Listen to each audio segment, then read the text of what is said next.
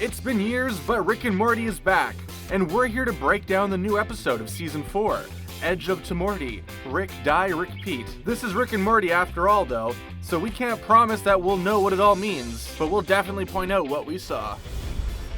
Okay, first of all, we have to get something out of the way. Because this video is on YouTube, we have to play by YouTube's rules, which means there are certain words we can't say. Although we can't say them right now, we can say that it would be awkward for us to make a video about certain movies, like Fatal Attraction, or maybe Death Proof, or Death Race, or Death Race 2. Similarly, the episode of Rick and Morty is all about death crystals, so we're just gonna have to call them crystals. Wait a minute, what? Morty, do you have a death crystal in your pocket? No. Also, before we show you what you missed, here's a quick rundown of what exactly happened in Edge of Tomorty, Rick Die, Rick Pete.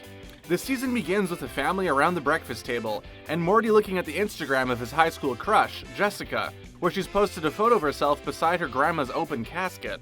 When Rick gets up and drags Morty away from the table to go harvest some of those crystals, Beth steps in and lets Rick know that, in Season 4, things will be different. Now, instead of dragging Morty around the universe like a rag doll, he'll need to ask the boys' permission. After Morty grants it, they hop in Rick's car and fly off to a planet where they begin harvesting the crystals. Morty is confused by them, and asks if their name implies that they can end your life. Rick explains that, "You're thinking of bullets, Morty. Crystals show you how you're gonna..." Well, sorry, we can't say that last word. Morty holds one in his hand, and immediately, dozens of untimely ends flash before his eyes, all violent and abrupt. He chokes on a beer at a house party, fails to disarm a bomb, gets his head stuck in an elevator and then gets splashed with toxic waste.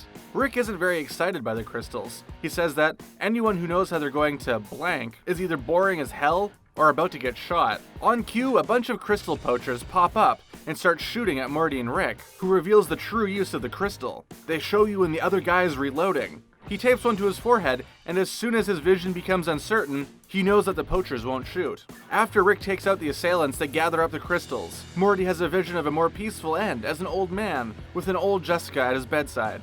But this future fades if he turns in certain directions, and scarier, more painful expirations appear. There's passing by massage, exit by strangulation, and an untimely end by a pitchfork. For this reason, he asks Rick if he can drive, and, with the crystals in his pocket, he steers only towards the directions that present a vision of his old man passing with Jessica at his side, which makes them crash. Rick flies out of the windshield and gets impaled on a sharp rock.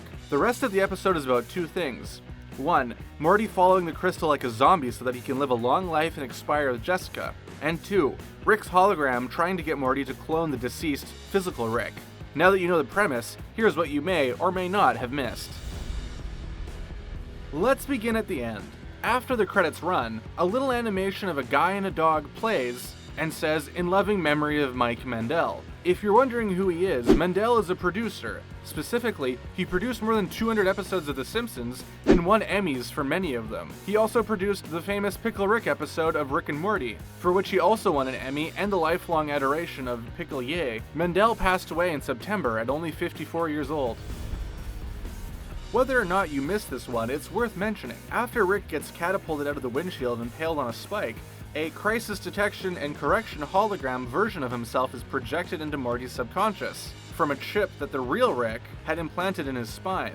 When the hologram version says he's real, he puts it in air quotes. He explains his choice. Real in quotes, because calling density privileged entities real is incredibly holophobic. For the rest of the episode, Holo Rick is very sensitive to any implication that he's less real than the flesh and blood Rick. He admonishes Morty for it, saying, "You're better than that language, Morty." And he snaps when the real Rick comes back as a wasp and accuses him of messing up with his resurrection.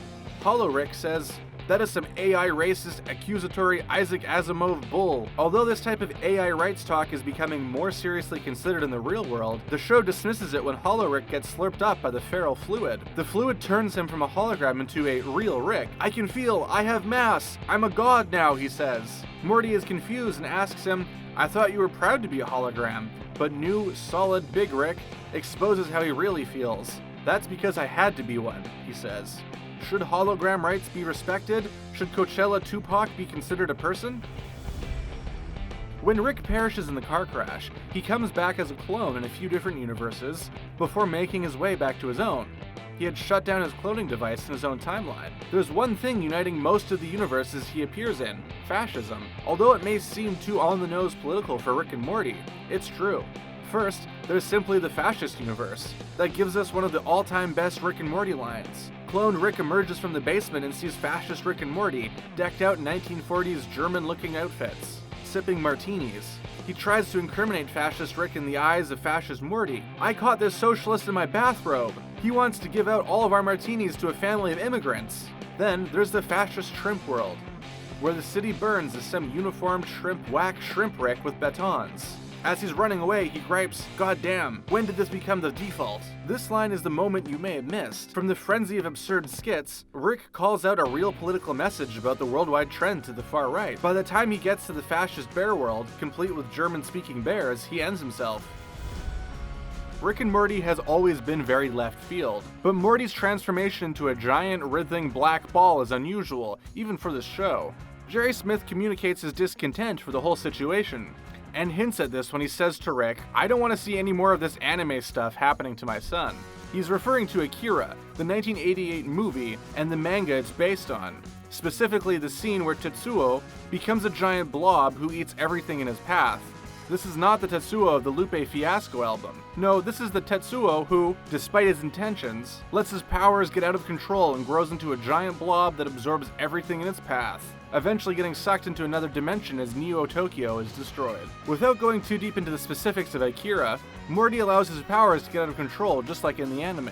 In his quest to avoid an untimely demise, he's blinded to the things that are more immediately in front of him. The military gets involved but is powerless against his power. Only the trio of Ricks, Regular, Hologram, and Wasp, are able to stop the all-powerful Morty.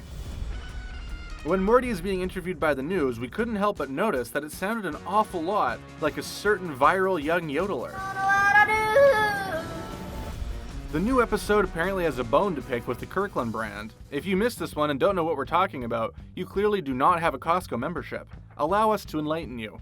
Costco is famous for pretty much selling everything, and in huge quantities at that. A third of the products sold at Costco are made by their in-house signature brand, Kirkland. Kirkland makes pretty much everything you could ever need. Going to a job interview? They've got you covered with a dress shirt. Going on a hike? Snack away on their trail mix. Be prepared for either situation with a giant pack of adult diapers. You can even get a Kirkland brand nativity scene. And now, in the world of Rick and Morty, it's possible to get a Kirkland brand Meeseeks. When Rick goes dimension hopping as he tries to clone himself back into existence, he returns to find that Morty's stolen all of his genuine Meeseek boxes, and left only the Kirkland clones. While the regular Meeseeks are enthusiastic to a fault and ready to perform any task, from opening a mayo jar to beating up cops, with a fanatical single-minded gusto, the Kirkland Meeseeks is more like a bored teenager who works at Costco, and is taking a smoke break out back. He's red instead of blue, has a 90s middle part, and exhales a cloud of cigarette smoke before asking, "What do you want?"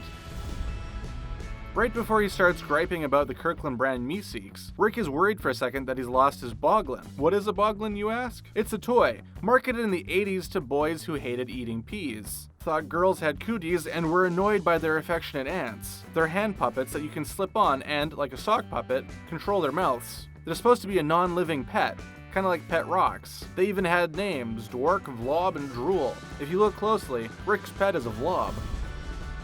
Underneath the whole episode lies a cheesy moral that, in the end, is actually more of a non-moral. Obsessed with the crystal, Morty can't live in the moment. All he cares about is staying alive, so he can grow old and pass away with Jessica at his side.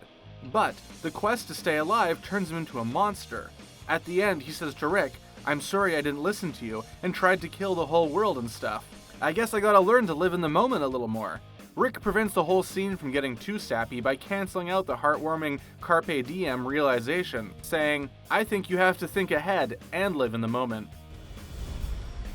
At the beginning of the episode, Morty is looking at Jessica's Instagram to see her new necklace. The necklace says Margaritaville on it. Why? The necklace is a reference to the all-time classic song Margaritaville by Jimmy Buffett.